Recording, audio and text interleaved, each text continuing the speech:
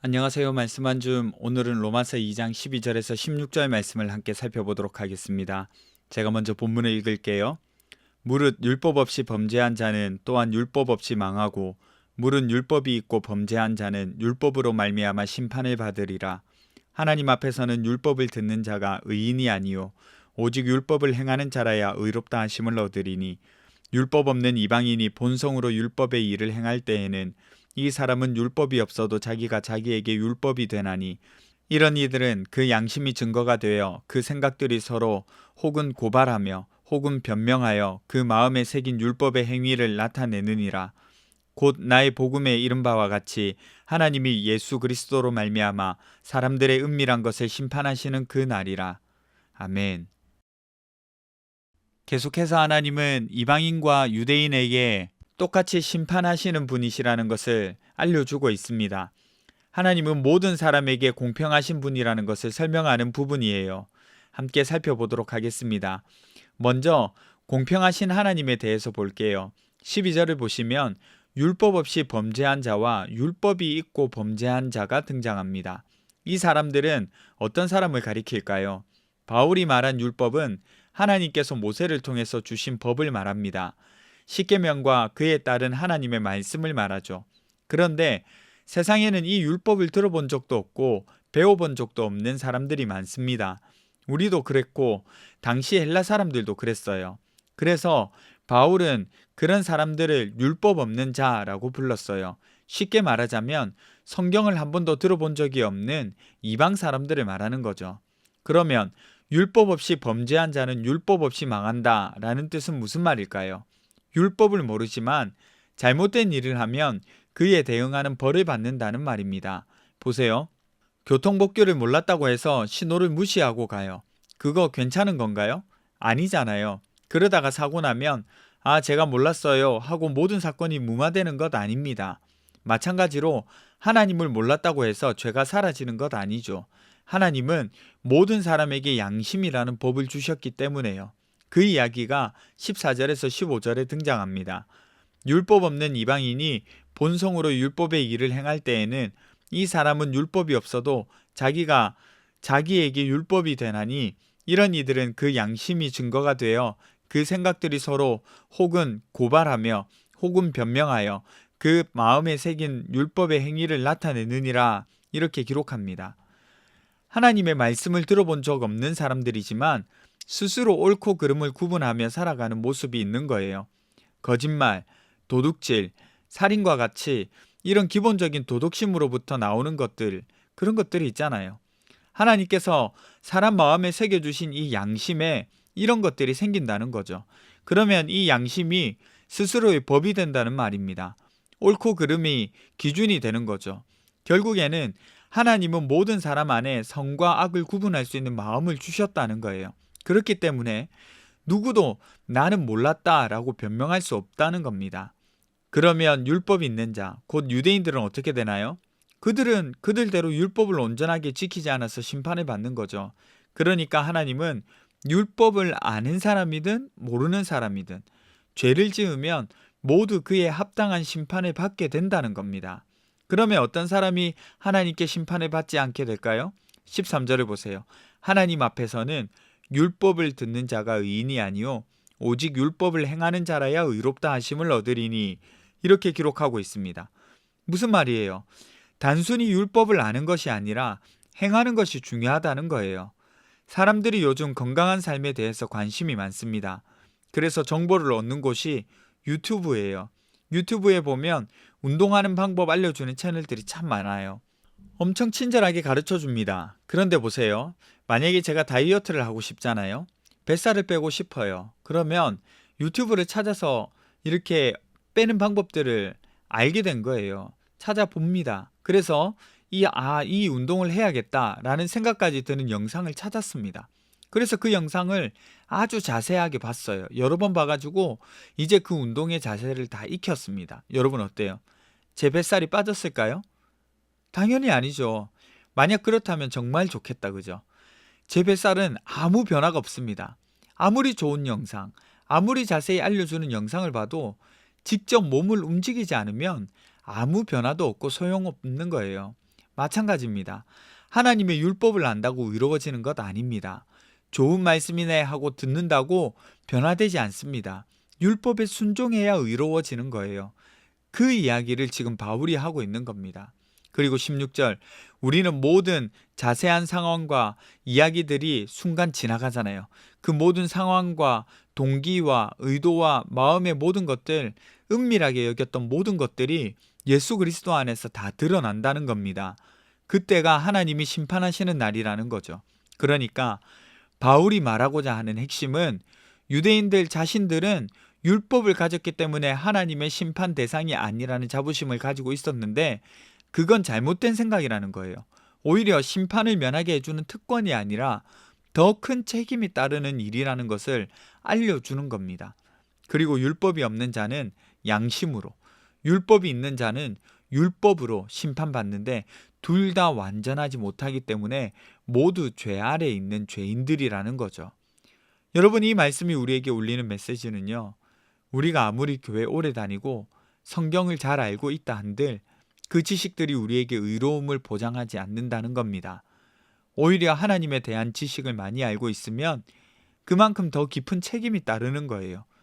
우리의 신앙생활이 우리의 의로움을 보장하지 않습니다. 그럼 무엇이 기준일까요? 예수 그리스도요. 그리스도를 믿는 믿음으로 우리가 의로움을 얻을 수 있는 거예요. 그 은혜로 의롭다 하심을 얻을 수 있습니다. 이 사실을 꼭 기억하셨으면 좋겠어요. 기도합시다. 첫 번째는요, 종교적 지식에 우리의 의로움을 의지하지 않도록 해주세요. 두 번째는 하나님의 말씀을 듣는 것으로 그치지 않고 순종함으로까지 나아갈 수 있게 해주세요. 우리 함께 기도하며 나가겠습니다.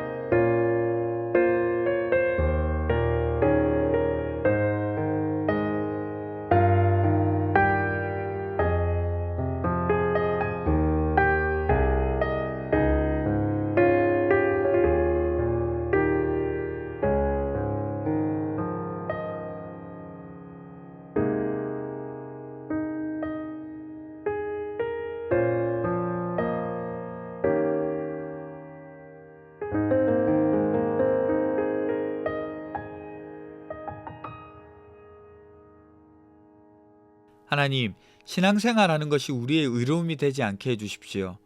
오직 예수 그리스도만으로 우리의 의로움을 나타내신다는 것을 기억하게 해주세요. 그리고 하나님의 말씀을 듣는 것에서 그치는 것이 아니라 순종하고 내 삶 속에서 나타내는 데까지 나갈 수 있게 해주세요. 감사드리며 거룩하신 예수님 이름으로 기도드립니다. 아멘. 여러분, 오늘 하루도 하나님 안에서 순종하며 살아가시는 저와 여러분 되시기를 바랍니다.